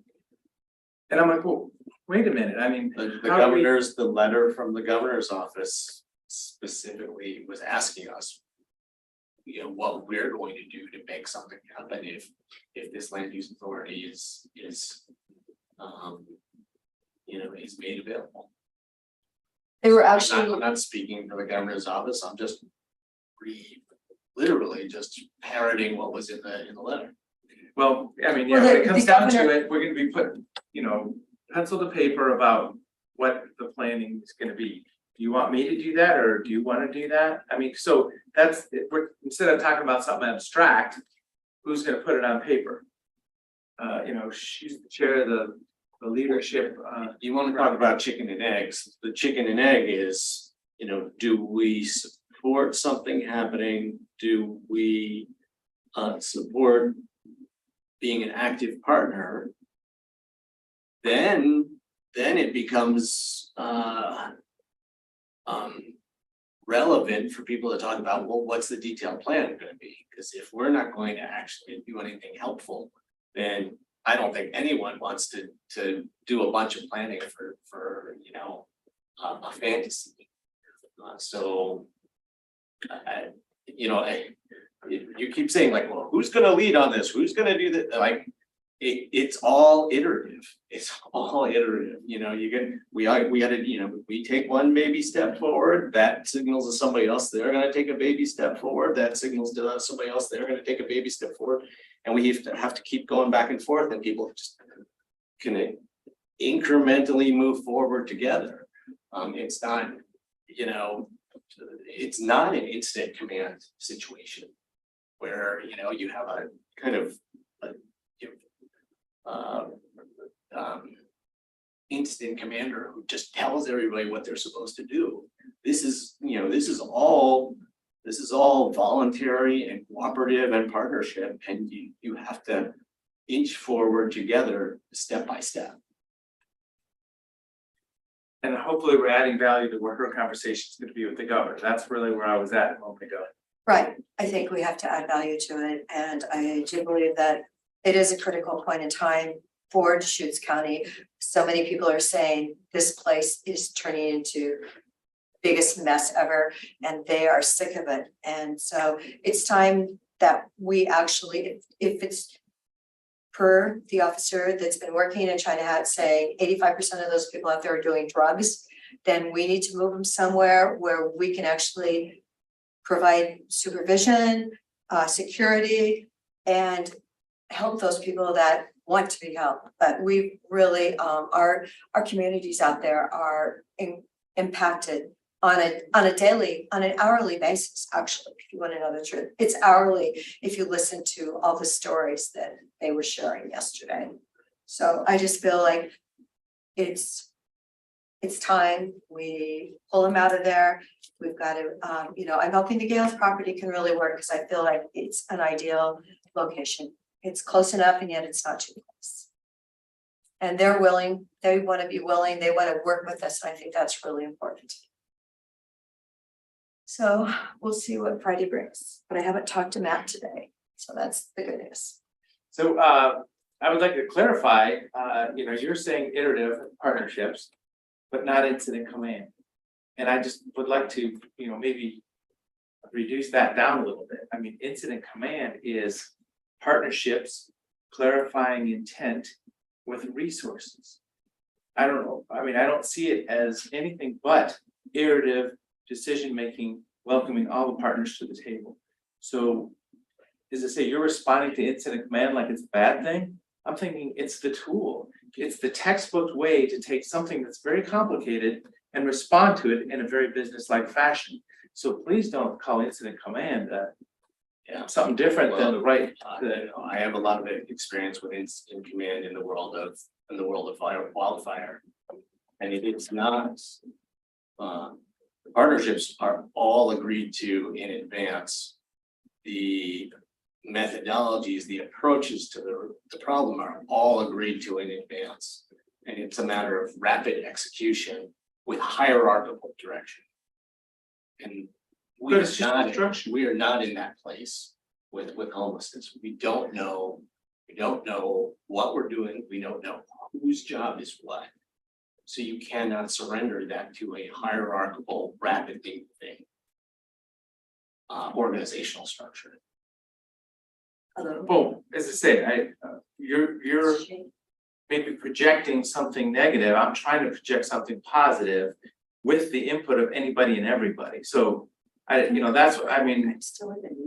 Please be open enough to understand that I want negative or positive. I am explaining how incident command structures work in the settings where I have seen them, what they're good for and what they're not good for. It's not positive or negative. The positive is that they're very, that firefighting side, they're very good at fire suppression activities. But it's because that's the partnership is all doing it. It's because the partnership has been completely laid out and the approaches have been completely spelled out in advance. And we, in homelessness response, have yet to figure out what we are doing and whose job is what. So you cannot turn that over to an incident command structure until all that stuff is clarified. As I say, I mean, please, if you could understand, please have trust that my intentions are probably very common than yours. Operations is different than planning. Planning is where everybody would get together and say, okay, the next step is this. How about we hand that to the operations group? And we do it in full partnership with everybody's input. I don't understand why you're going so negative on how incident command could be bad. I am not saying incident command is bad. I'm saying that incident command is not what we need at this moment. You are interpreting that as negativity towards your idea. If you want to feel that way, that's fine. What I'm trying to do is lay out how we get to the solutions that we need. The comprehensive plan. And the partnerships and the relationships that are necessary to get everyone to contribute what they need to contribute so that we get something done. Well, yeah. Okay, well, I would see. I think. Okay, anything else? No. Any other items? Okay, well, there we go. There was my 1 hour meeting, got to 2 hours today, but at least we got there. See everybody on Wednesday. Wow. Actually, we'll see everyone. One more. what is the plan for tomorrow? Who is saying what? We already divided that up. Didn't we divide it all up? Do we Yeah, have so a we plan might wanna take for, just a few moments. I do we have a plan for how many minutes each part? So that's good point. We would all walk in the front door. No, I mean, child, we divided Okay, it well- up the other time. So instead of breaking up, I'm just acknowledging, we turned back of audio just now. Tomorrow night, we're doing a What's Brewing for the Bend Chamber of Commerce at Tether 5 o'clock. Doors open, I think 5:30 starts at said. Probably at 5:30. We had those sets of slides. That's from what I remember, I don't have it in front of me. We have three things there.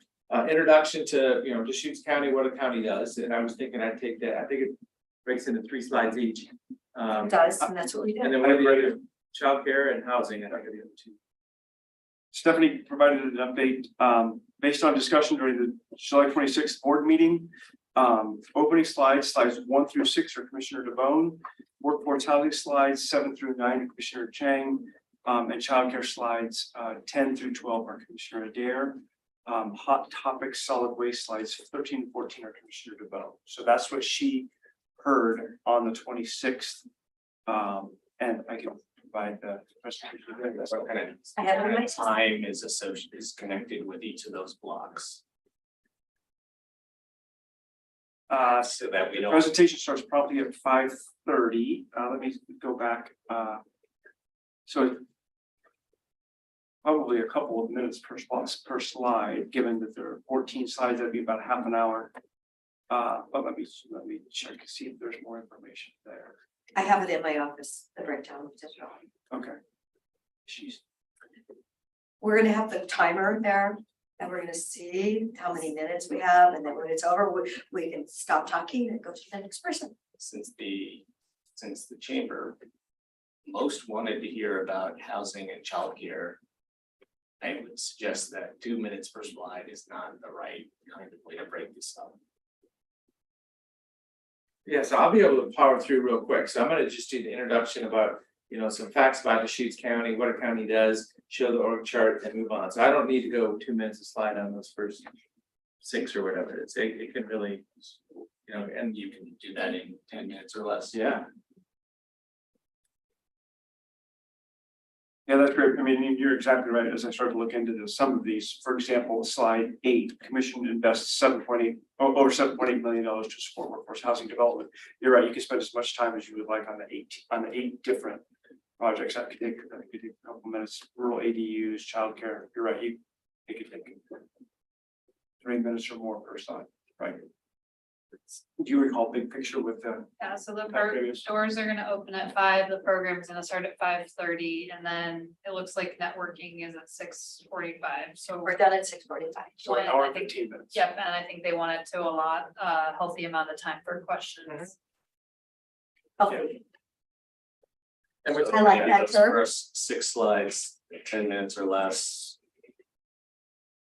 Less than 10 minutes for housing, less than 10 minutes for childcare. That gets us to. Yes, there's a question. Shy of 30 minutes. And then after, how many are there after childcare? 2, 3 slides? After childcare, then it's hot topics, solid waste slides 13 and 14. And that's not unpacking all those hot topics, that's just letting people know that these are hot topics and. That they can ask about. How about like that? I mean, so that, maybe just a statement or 2 and then moving on, questions, if you want to talk about those hot topics, stuff. Okay, so the hot topic slide has citing new landfill, houselessness, wildfire mitigation, municipal space, and capital projects. So maybe we just start the Q&A right there and say, ask about these. Because we could talk for a half hour each phone. We could, but we won't. But instead of even trying to Let it be. lightly explain each one, just say, there's some hot topics, we're taking questions. So maybe audience driven. Yeah. Our understanding is there will be a clicker for the board to use to self-advance, so whoever, I know that, you've done that in the past for this event, so. Yeah, that'll be well, there. and when we were down there last time, I remember we all just kind of just went up front. So I mean, I'll be the chair, I'll sit in the center or whatever it looks like, and then we'll just fill in from there. Great. I'm just letting you know, I won't be sheepishly walking in. Does it sound okay? Sounds lovely. That timeline sounds okay. Okay, great. Great. Are we done now? Now we're done. Meeting adjourned. Yeah, thank you for the clarification.